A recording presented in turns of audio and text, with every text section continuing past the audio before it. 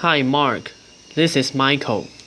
My student number is S0141007. The speech title is Living Beyond the Limit. I'm the senior student in NCUE.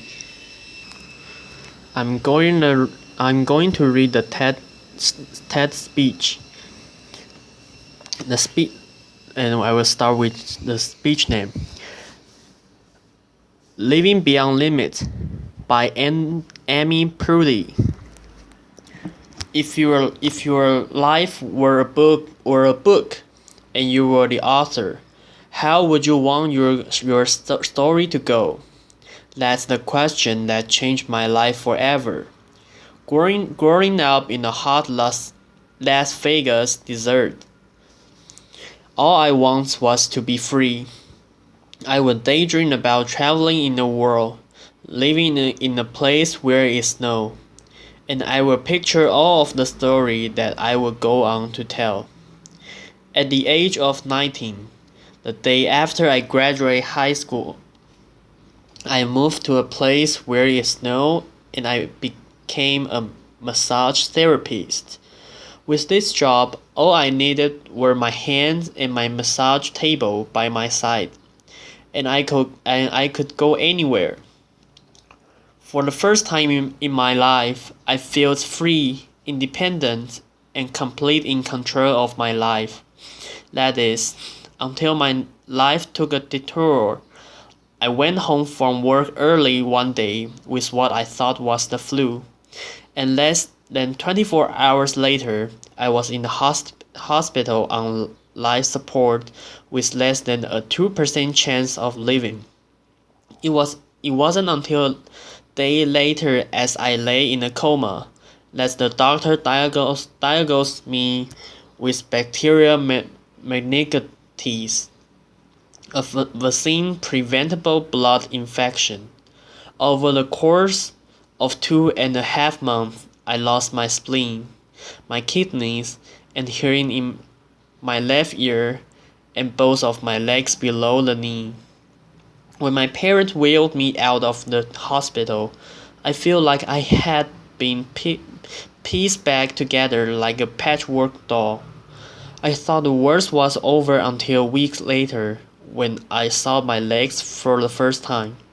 The calves were buckled blocks of metal, with pipes bolted together for the ankles and a yellow rubber foot with a raised rubber line from the toe to the ankle to look like a vein. I didn't know what to expect, but I wasn't expecting that. With my mom by my side and the tears streaming down our face, I strapped on this chunky leg and I stood up. They were so painful and so confining that all I could think was, how am I ever going to travel the world in these things? How was I ever going to live the life full of adventure and stories, and as I always wanted? And how was I going to snowboard again? That day I went home, I crawled into bed, and this is what my life looked like for the next few months. Me passed out, escaping from reality with my leg resting by my side. I was absolutely physically and emotionally broken. But I know that in order to move forward, I have to let go of the old man Amy and learn to embrace the new Amy. And that is when it dawns on me that I didn't have to be 5'5" anymore. I could be as tall as I wanted, laughter, applause, or as short as I wanted, depending on who I was dating, laughter. And if I snowboard again, my feet aren't going to get cold, laughter. And best of all, I thought, I can make my feet the size of all shoes that are on the sales rack, laughter. And I did.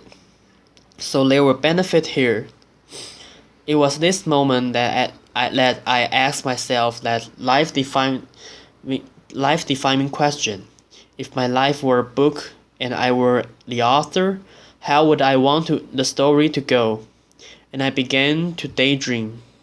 I daydreamed like I did as a little girl, and I imagined myself walking gracefully, helping other people through my journey, and snowboarding again. And I didn't just see myself crashing down a mountain of powder. I could actually feel it. I could feel the winds against my face, and the beats of my racing heart as if it were happening in that very moment. And that is when a new chapter in my life began. 4 months later, I was back up on the snowboard, although things didn't go quite as expected. My knees and my ankles wouldn't bend, and at one point, I traumatized all the skier on the chair left when I fell, and my legs still attached it to my snowboard. Laughter went flying down the mountain, and I was on top of the mountain still. I was so shocked. I was just as shocked as everybody else, and I was so discouraged. But I knew that if I could find the right pair of feet, that I would be able to do this again. And this is when I learned that our borders and our obstacles can only do two things. One, stop us in our tracks, or two, force us to get creative. I did a year of research, still couldn't figure out what kind of legs to use. Couldn't find any resource that could help me, so I decided to make a pair myself.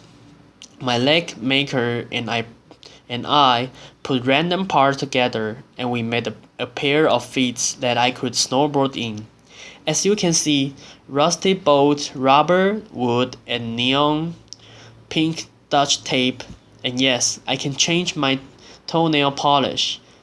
I was this leg and the best 20th birthday gift I could ever receive, a new kidney from my dad. That allowed me to follow my dreams again. I started snowboarding, and I went back to work, and I went back to school. Then in 2005, I co-founded a non-profit organization for youth and young adults with physical disabilities, so they could get involved with action sport. From there, I had the opportunity to go to South Africa, where I helped to put shoes on thousands of children's feet so they could attend school. And just this past February, I won 2 back-to-back World Cup gold medal, which made me the highest-ranked adaptive female snowboarder in the world. 11 years ago, when I lost my leg, I had no idea what to expect. But if you look at me today, if I would ever want to change my situation, I would have to say no, because my legs haven't disabled me. If anything, they've enabled me, they've forced me to rely on my imagination and to believe in the possibilities. And that's why I believe that our imagination can be used as a tool for breaking through borders. Because in our minds, we can do anything and we can be anything. It's believing in those dreams and facing our fears head on that allows us to live our lives beyond our limits. And although today is about innovation without borders, I have to say that in my life, innovation has only been possible because of my border. I've learned that borders are where the actual ends, but elsewhere the imagination and the story begins. So the thought that I would like to challenge you with today is that maybe instead of looking at our challenge and our limitation as something negative or bad, we can begin to look at this as blessing, magnificent gifts that can be used to ignite our imaginations and help us go further than we've ever known we could do. It's not about breaking down borders. It's about pushing off of them and seeing what amazing place they might bring us. Thank you. And this is the end of my TED Talk speech to this week. Thank you, Mark.